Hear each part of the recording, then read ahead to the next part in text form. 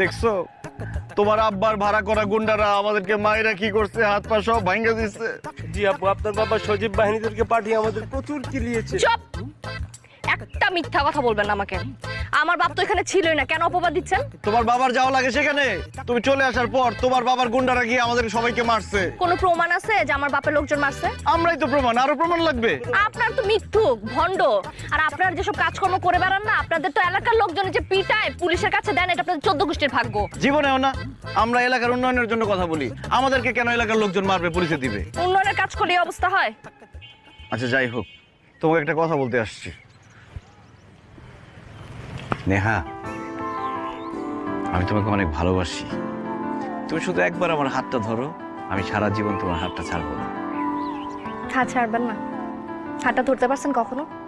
আপনি যদি পৃথিবীর একমাত্র পুরুষ হন না, তারপর আমার হাতটা আমি আপনাকে দিব না। আমি আপনাকে ভালোবাসবো না, বুঝতে পারছেন?